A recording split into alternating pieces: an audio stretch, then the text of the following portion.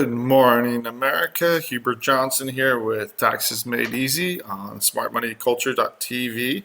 Want to welcome you to another show. I'm excited about today's show. Why? Because it's so important. Talking about how to set up and prevent tax issues or make it so that you can actually handle tax issues when people become incapacitated through disability, most often through age, but also when someone passes away. This becomes a huge burden on family members, and dealing with the IRS gets even more complicated when you throw these wrinkles into it. So stay tuned. This is good. I'm really excited about this episode, and there's a lot going on in the news with the government shutdown looming. I'm excited the IRS is still moving, so stay tuned, and thank you for watching either live or on rebroadcast.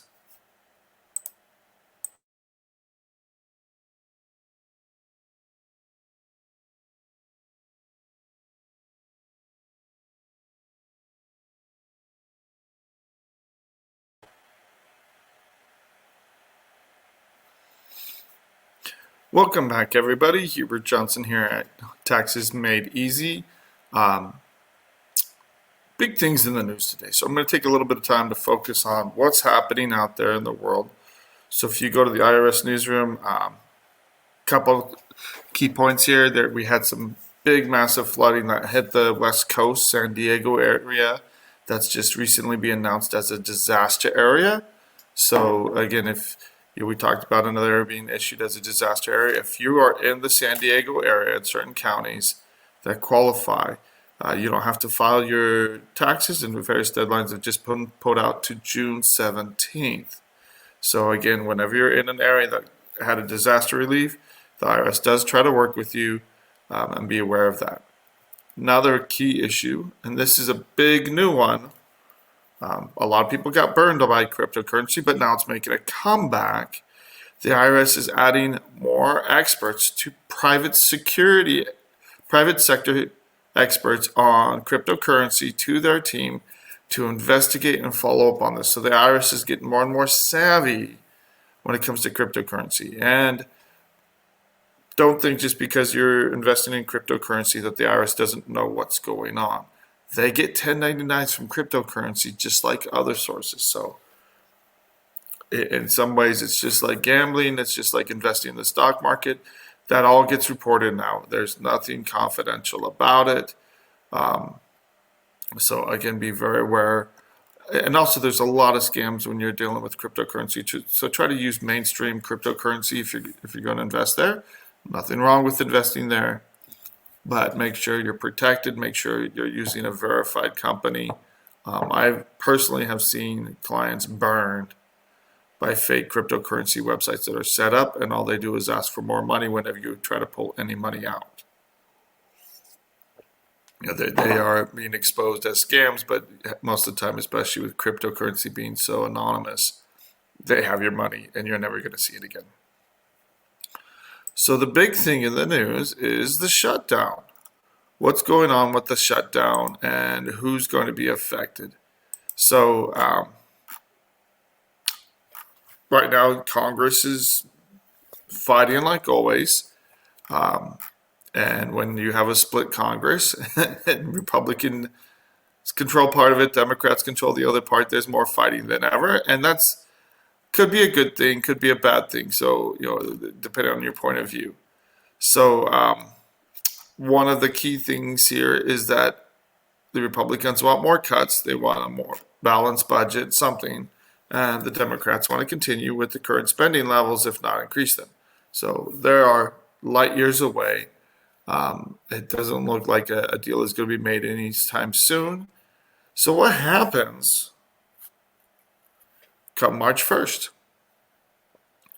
So, and this is just a couple days away. Today's March 1st is Friday. Friday morning, what's going to happen if the government shuts down? In years past, the government's done some pretty silly things like block off. If you spend money so it affects people so they can't look at national monuments, stuff like that. But as of March 1st, these are the departments that will be affected. The Department of Agriculture, transportation, energy, veteran affairs, and the Army Corps of Engineers and the FDA. Now, there are plenty of safeguards out there. A lot of people fearmonger about a government shutdown. All essential personnel keep working. Everybody that is,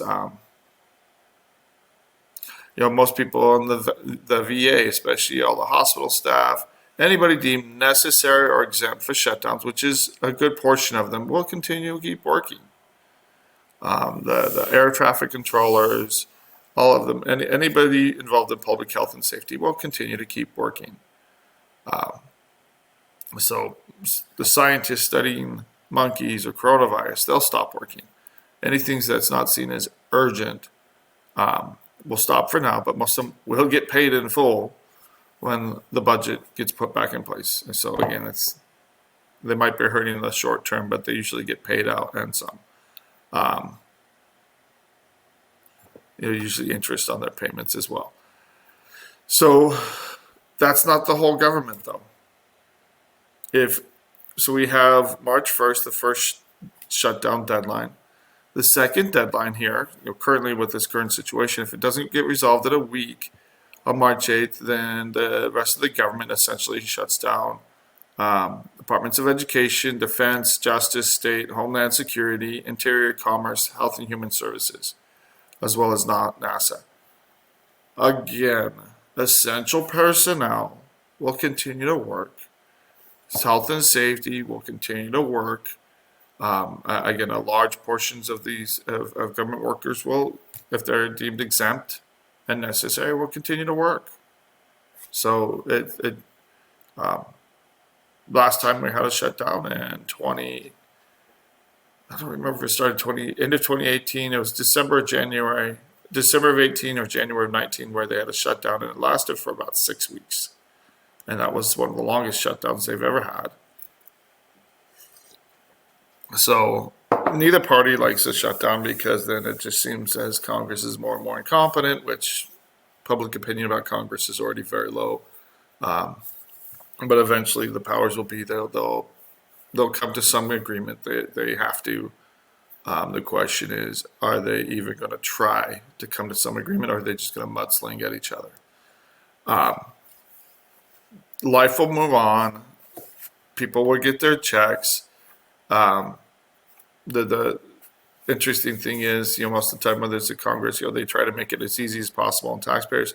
Last time, not to take a pot shot at Obama, but he did make some pretty silly moves to try to make the Republicans look as bad as possible, and in the process made it like blocking off, putting up roadblocks so people couldn't pull out and look at national monuments. I mean, things that didn't cost the government a penny, but it cost them a penny to go up and set up stuff and try to prevent people from enjoying natural beauties and stuff like that. Anyway, if you have questions about the shutdown, there's going to be plenty of information in the news, and you can just Google it, who's going to shut down, what's going on. And so most of the aid to the needy is going to continue. But want to switch gears here. I want to touch on the shutdown, and we're going to be talking about that more in the news as it continues to happen, if it continues to happen, because it is important, and it does affect government workers. It affects anybody that needs to go and use government services, so that's a problem too. So, the topic that I want to focus on today is a very important one. So when they tell this to every new group of law students. You go in the first year of law school, one of the first things they tell people is, or one of the first classes you take is estate law. So you have to go in, and then they teach you all about these issues of getting a power of attorney. It goes into real property. I think it was real property law when we talked about it. And the professor told all of us, if your parents don't have a will and or a trust, they need to do these things. Because when they become incapacitated, or if they, heaven forbid, pass away, it happens on a regular basis. People pass away. If they don't have plans in place, it's going to become even harder and cause so much heartache for your families. It's important. And honestly, estate planning usually doesn't cost too much. It's a lot more reasonable than people think. The funny part of it is he said, each of you should go home and talk to your parents and tell them you should do this. And he says 95 to 99% of your parents won't listen. And he was right. I went and talked to my parents. I told them, hey, mom, dad, have you guys done this? This is important. It's going to avoid a lot of headaches and drama and stuff like that. They didn't do it. And my dad passed away about 4 years ago. Bless his soul. I chuckle about it now, but it was such a mess. My parents didn't know. My poor mom, she didn't know what was what. She didn't know what my dad was doing with the money. She didn't know what he was paying, what he wasn't paying. Thank goodness he was very meticulous about his checkbook. But we're going through his checkbook. Okay, what has he paid? What he hasn't? What needs to be paid? What are the bills of the estate? He had a home that needed to be sold. We didn't know the exact status of the home. We had to dig in that, find that out. But we had to then go pay an attorney and say, look, this has happened. What are the laws in the state? And get that taken care of. It is so much easier if you already have a plan in place and you already know who's going to be in charge and who's going to manage it. Great. We're lucky in my family. My older sister, her degree was in accounting. She's worked a little bit as a tax preparer. But again, she's good with numbers. She's good with books like that. And so I was really busy. I helped give them advice from the tax perspective. But overall, we hired an estate attorney. She worked with the estate attorney to put all the books together. And trust me, it was not easy for her. So if you're listening to this and you have kids and you're getting older, even if you're not getting older, you should make these plans. Put someone in charge, designate who's going to be in this. Because in my family, the older 3 kids, we didn't have a problem. Some of the younger kids, pretty soon after that. And I hate to say it, at the funeral, we're already discussing what they wanted. One wanted the motorhome. And of course, it was a sister-in-law that later divorced my brother. And she wanted to take as much as she could from the estate without, everybody else was focused on the funeral. And there was another sister that wanted she was claiming stuff right and left. And my mom was just like, I don't even want to think about this right now. And it got to the point because my mom didn't know who to give what. She was just giving stuff away. And in the end, garage sold a lot of it, which is fine. But there's no plan in place. So it made it so much harder on my mom, my grieving mom, to deal with all of this. So this is why it's personal to me because I've seen it. It's also personal to me because I've seen so many clients go through this. Where someone passes away and doesn't have a plan in place, or someone becomes incapacitated and doesn't have a plan in place, because that's another challenge in itself. We'll be right back after a short break.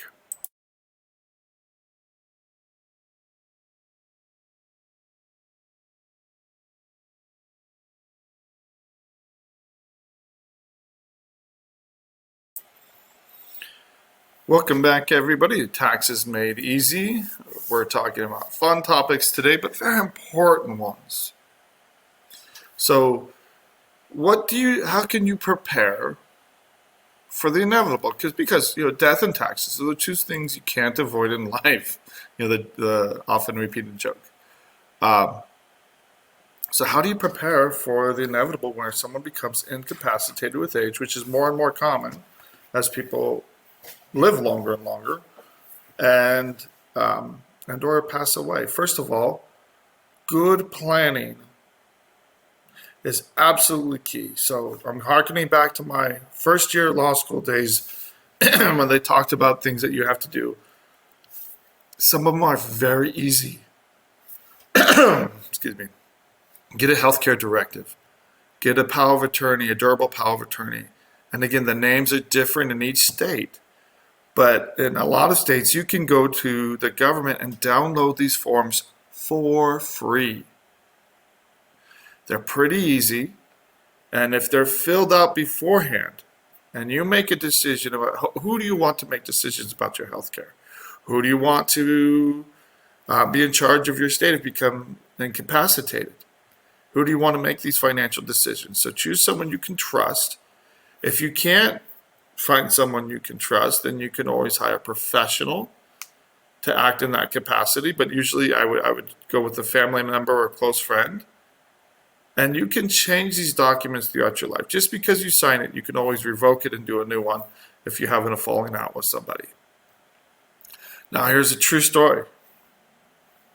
Husband and wife, had been married for a few years, and the husband was starting to have a little bit of Alzheimer's. So the wife got a power of attorney for him. She went and did it right away. Now, as long as someone still has capacity, you can do that, but ideally you do it before they start having issues, because then there's no question, nobody can come back and attack and say, well, I think they were, and then it goes into a big trial, a big mess. So especially, doing a will and a trust, you want to make sure that someone has capacity, mental capacity to make those decisions, and estate attorneys deal with these issues all the time. So make these decisions early, get things in place beforehand, and you'll avoid so many problems later on down the road, problems and headaches for you and your family. Now, the problem with this, because she got a power of attorney for her husband in this particular case, who's just starting to get Alzheimer's. Fast forward 5 years, he had full-blown Alzheimer's now. She was starting to develop and become senile. And nobody else had the power of attorney. So not only did she was not capable of representing herself, but now she can't exercise the power of attorney for her husband. And the kids were trying to figure things out, and he had a big tax issue, and so it was just a giant mess to get representation for him.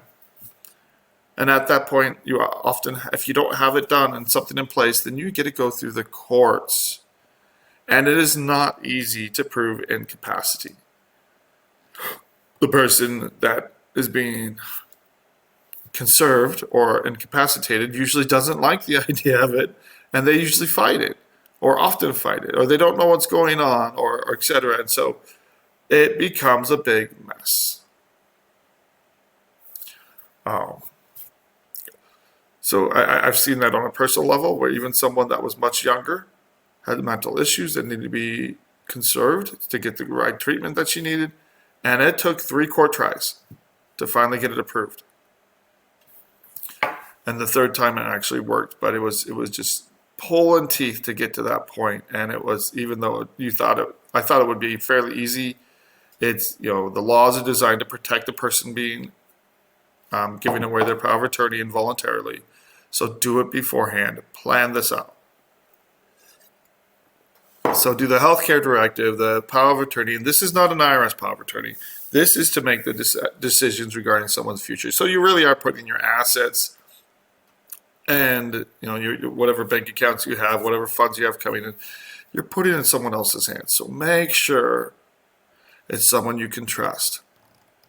Make sure there's a fallback. So if person number 1 gets sick or becomes incapacitated, that you have a fallback person.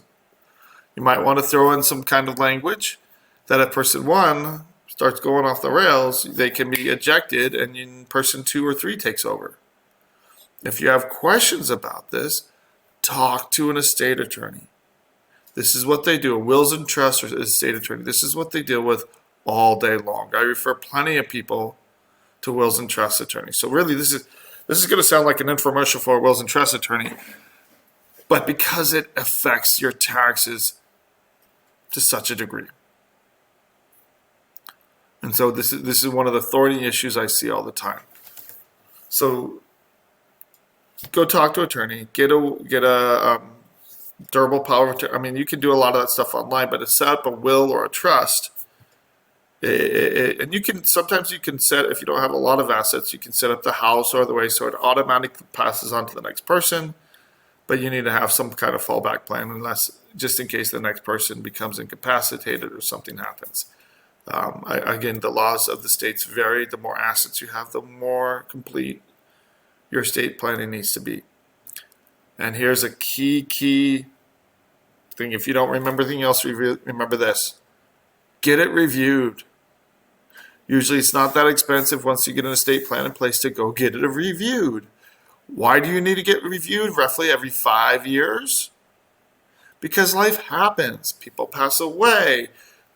People get divorced. People get remarried. Stuff happens. Life changes.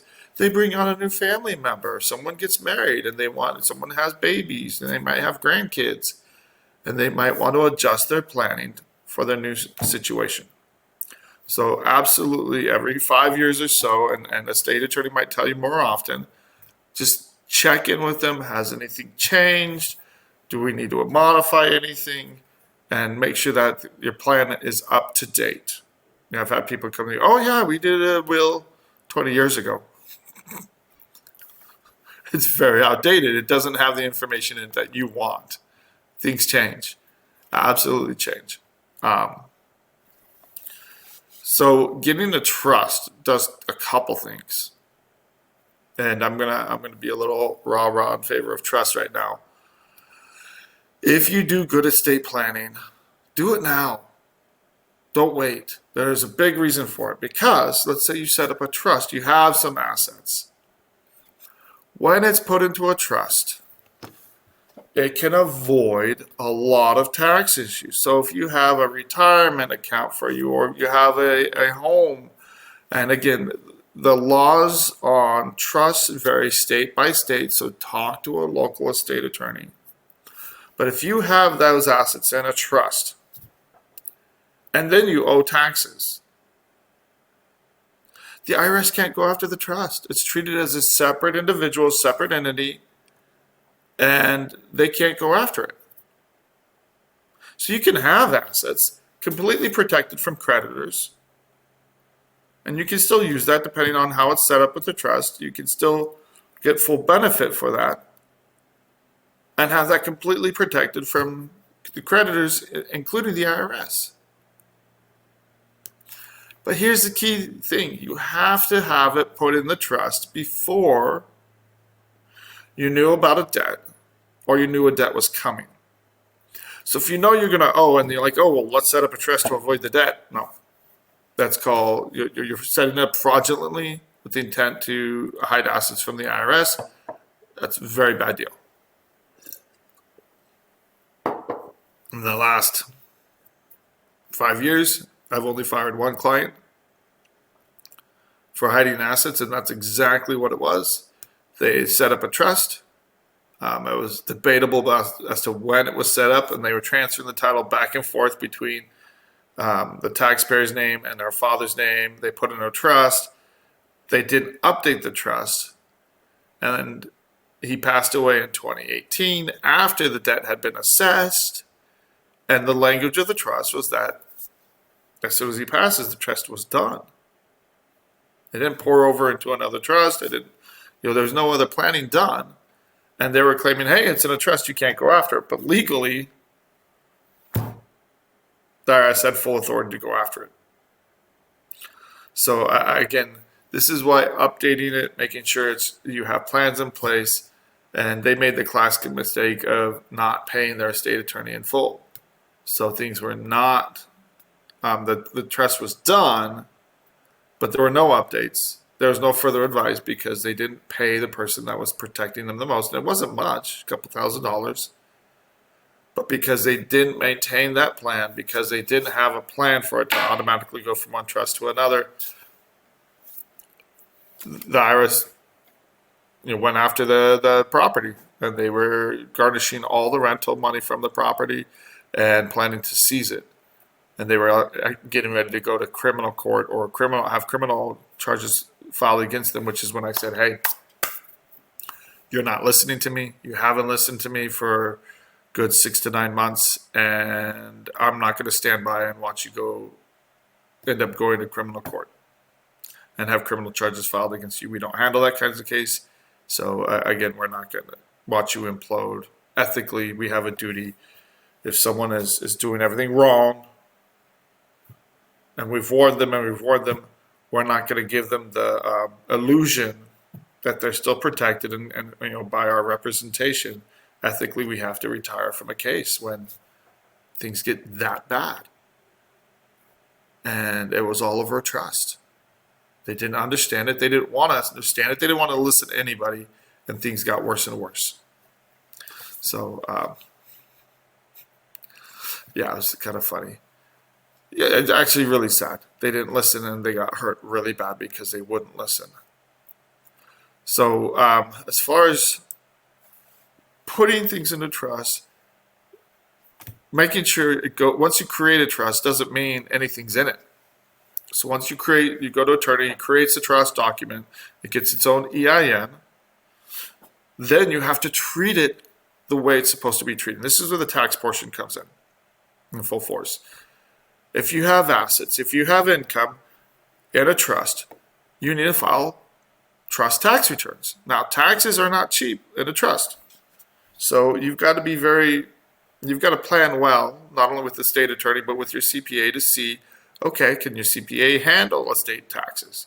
Do they understand, it's designed to protect assets, but whatever income is created in the trust, you need to pay taxes on it. So in this other example, they also hadn't been paying their trust taxes. They haven't been filing trust returns. And if you can have a valid trust, you can have everything put together, but if you're not filing returns for the trust, if there's any income in it, you need to be reporting it as income, and the trust needs to be paying the taxes.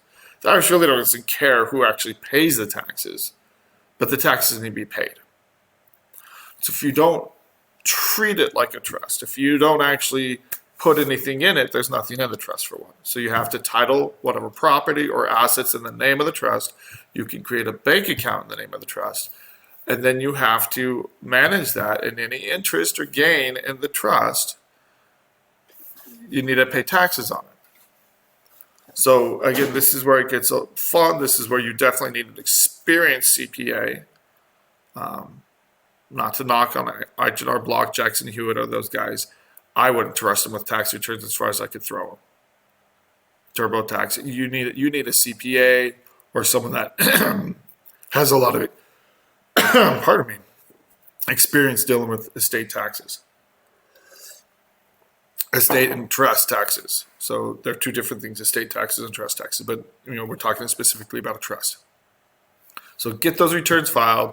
Make sure they're being sent to the IRS, that you're staying on top of filing taxes and paying.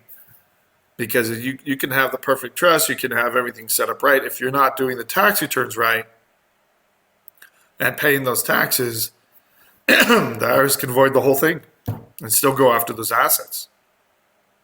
So if you don't do it right, there's no protection either. And I've seen it. So this is why you've got to make sure you have a good estate attorney. So some of them, and it'd be word of the wise, I've seen it where people set up a trust and they don't actually help them put anything in the trust. They tell them, well, this is what you need to do. They give them a list, and the clients or taxpayers don't really know what to do. They never put anything in the trust. So if it's not in the trust before the debt gets assessed, then it's not a valid transfer either. So you have to set up the trust, make sure things are titled in the name of the trust, and that's when they're protected. And it has to be done before any anticipation of debt. You want to do it when things are going well, not when there's any problems. So what happens if you move it in there and $10,000 in debt is coming up? Pay it off. Get an installment agreement, address it, pay that debt off. And any future liabilities, that those funds in the trust will be protected from those. But if something comes along before you're able to finalize everything with the trust, pay that debt off, deal with it, and then in the future, any future debt will be protected. So if you try to do an offer in compromise or a non-collectible status, those assets in the trust that were put in the trust after you knew about the debt or anticipated the debt aren't going to be protected. But if you do it right, it can absolutely shield you and your beneficiaries and protect your assets in the future. As far as making sure you're doing everything right, one of the key things here is, like I said, reviewing your trust documents, your trust planning. Every 5 years, you should sit down with your estate attorney, go over everything, make sure everything's updated. Now, if you have issues in the future and you have tax debt, can they ask for proof of the trust documents? Absolutely. And you want to provide it because you're showing them, hey, this is when we did it. We did everything right. Here's the tax returns for the trust. Hands off. You're proving to them that these assets are protected. And once you prove it to them, you're fine. So don't be afraid to provide those documents to the IRS, especially if you did everything right. And they're not estate attorneys on the other end. They don't really know, but they have a good idea of the timing of things. Was it put in there correctly? Was it, was the timing of the transfer done right? If that was all done right, then they'll leave it alone, and you are protecting yourself. So it's like, hey, I want to see your shield, make sure it's good. You showed them the shield, they inspect it. Okay, everything's fine. They'll leave it alone. Now, when someone passes away, anything in the trust is not part of the estate. It's essentially already been planned out and divvied out. So when someone passes away, their estate, or what's left of their estate, needs to pay any debts. And that is tax debt. But any mortgage needs to be addressed. Any, or someone needs to continue or assume a mortgage. Any state debt, any doctor bills, pretty much all the bills of the estate need to be paid off before there's any distribution to the beneficiaries of the estate. If there's nothing or very little left in the estate because it's all been put into a trust before any debts were accrued, then the debtors are left holding a bag, an empty bag. It's true for estate tax and federal taxes too. If someone passes away, again, you don't get any more deals. There's no installment agreements, offers, and non-collectible status because someone passed away. But what's left in the estate needs to pay everything off, and if the IRS has a tax lien on a house, they're going to get paid off before any beneficiaries.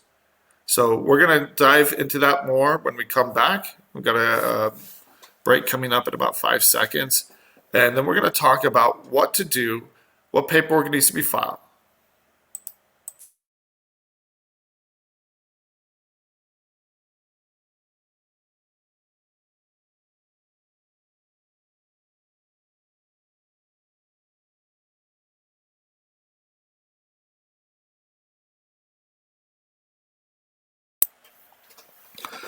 Welcome back, everybody. In particular, we're going to focus on how to represent people, how to work with the IRS when they do have these issues of capacity or someone's passed away. So, again, this is, a difficult topic, but it's one that a lot of people need answered. And again, we see these questions all the time. We have cases all the time dealing with these issues. So, if someone's mentally, or you believe they're going to be mentally incapacitated, hopefully you already have those power of attorneys in place. You have general power of attorney where you can make those decisions for them. If not, you need to get something in place. So if they had lucid moments, take them to an estate attorney and see if you can't get them to sign off on a power of attorney.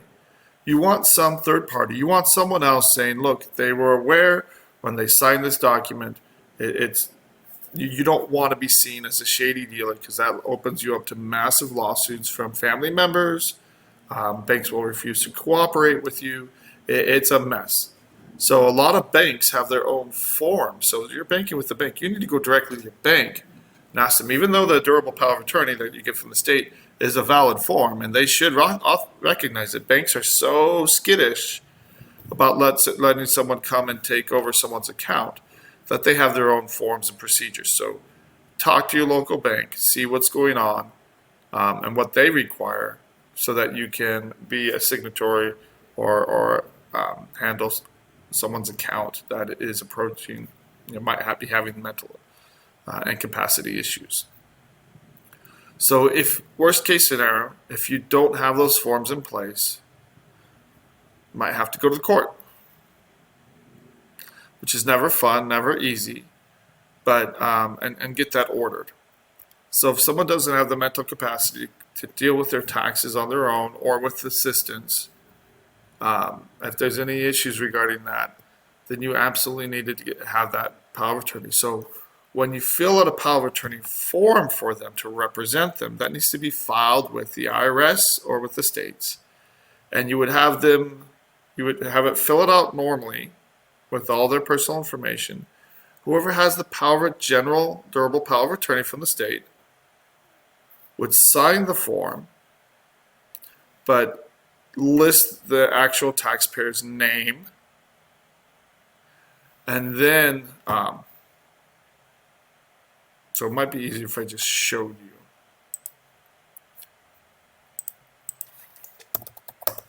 So we're going to go to the actual form, the 2848.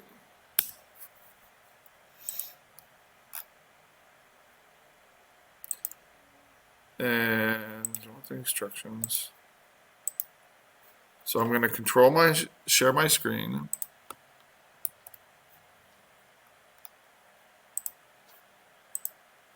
Here's the IRS 2848 power of attorney.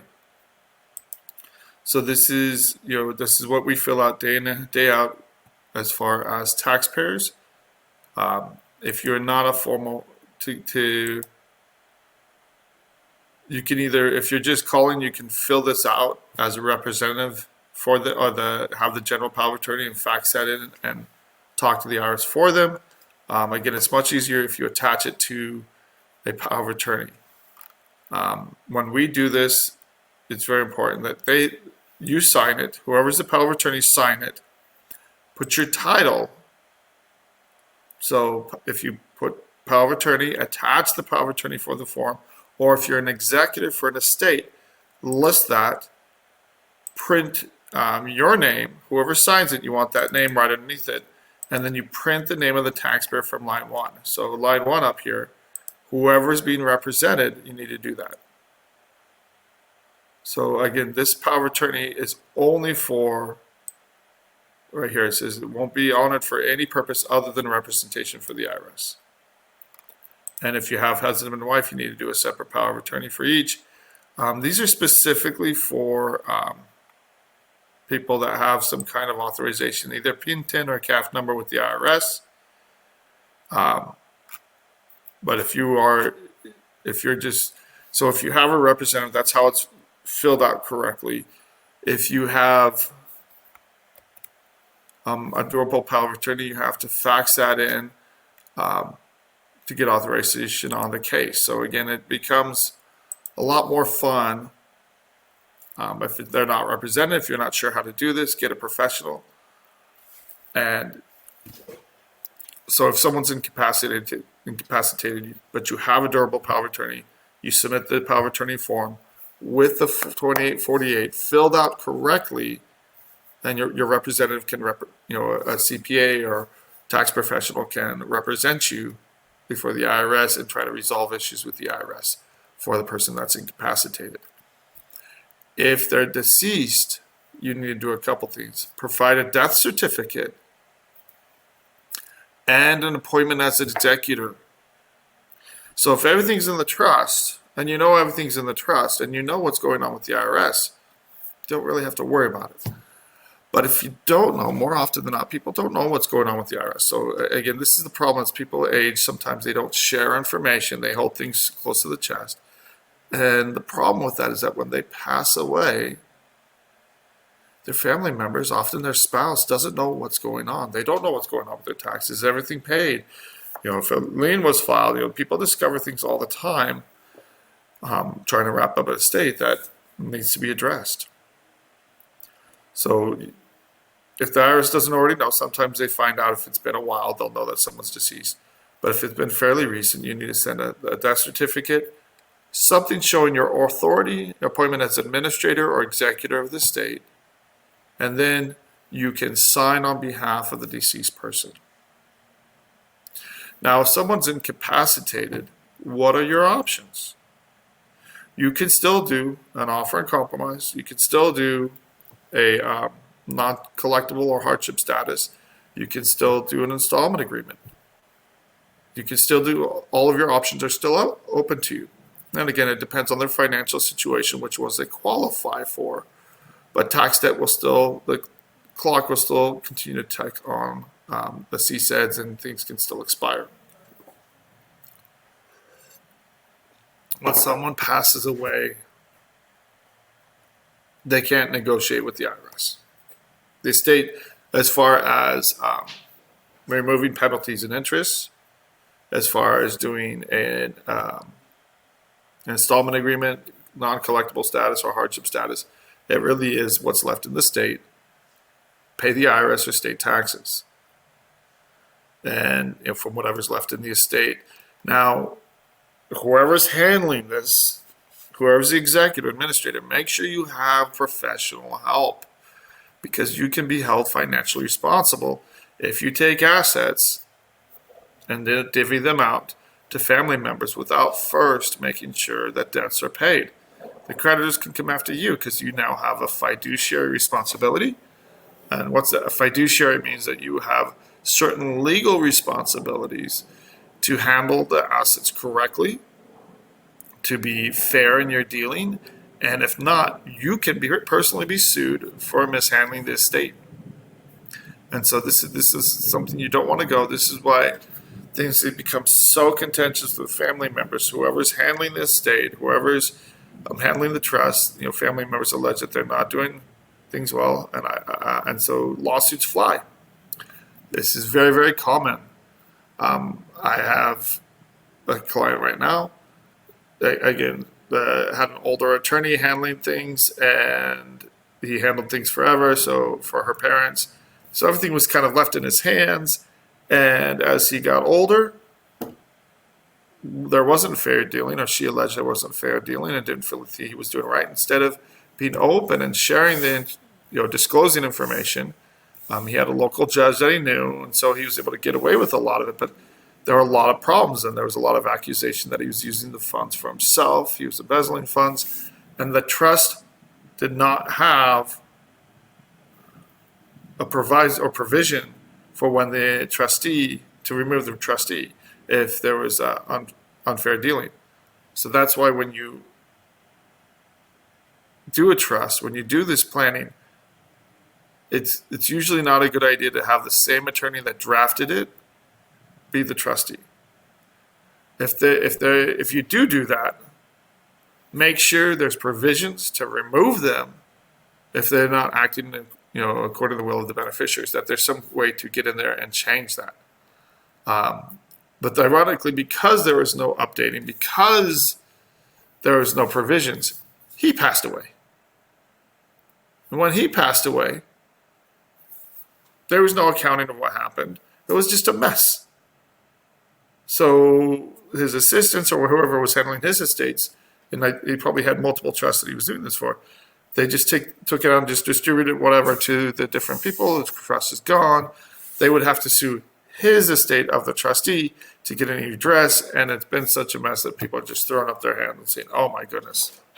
It just becomes one giant mess if it's not done right, if you don't get it reviewed, and you have to make sure there's accountability here. Now, as far as the IRS goes,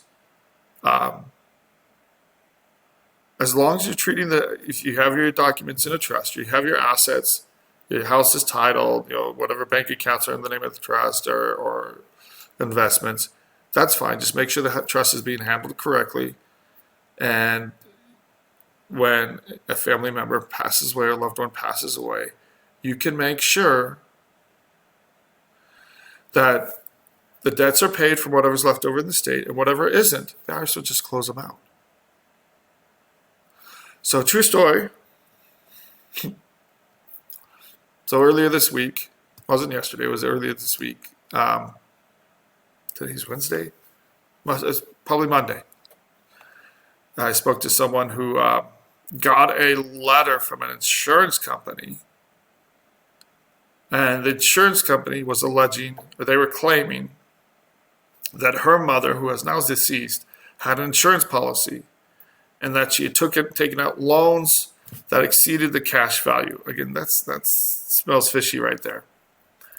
But they were claiming that because she inherited the life insurance policy, she also inherited the debt.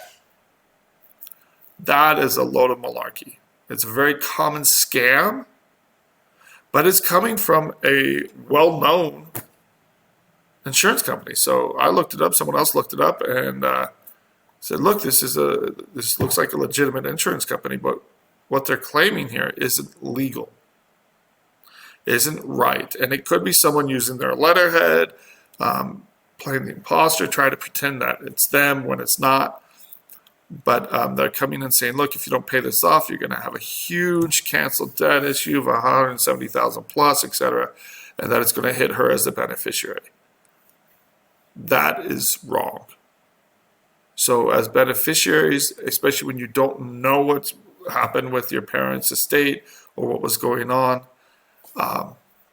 there's a lot of room for scams, and a lot of people get fooled out of hundreds of thousands of dollars. They demanded $30,000 from her up front, and she could do the rest in payments, and it was just reeked of scam material.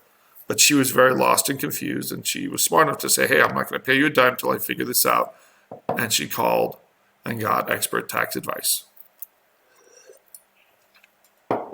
So again, we review those letters for free, without question. If you have questions, because there's so much more here than I'm kind of giving a good overview, how to address things, how to deal with things. But on particulars that you're going to have a lot of questions, call an estate attorney, or on the tax issues, you can call us. Because the biggest questions we have is, what do we do with property that has liens on it, someone's passed away, or there are liens on it, but it was in a trust? Can we get the liens removed if they were done improperly? The answer is absolutely yes. I just dealt with a case, I've been working on this one for a little while, but we just got the information on it where they transferred a property.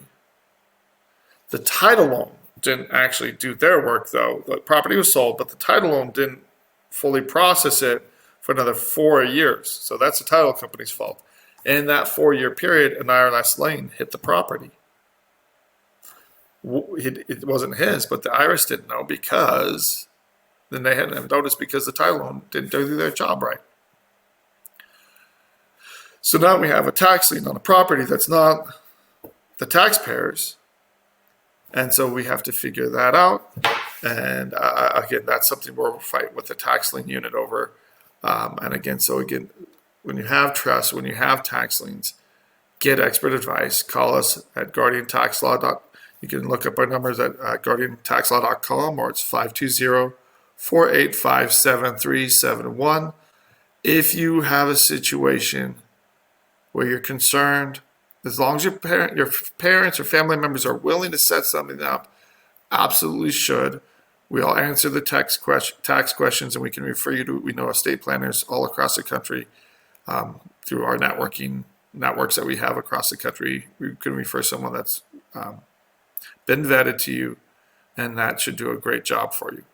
Again, our number is 520-485-7371. This one kind of hits home, like I mentioned in the beginning. So take this seriously. Get some good advice. It can save you thousands upon thousands of dollars and a lot of stress and heartache for you and for your family. And again, when people are grieving, you want to let them grieve. You don't want them to be dealing with all the financial mess. So get it taken care of beforehand. And that is one of the biggest things you can do for your family members. Again, Hubert Johnson with Guardian Tax Law. I hope you have a wonderful day, and get those taxes filed as we approach the deadline.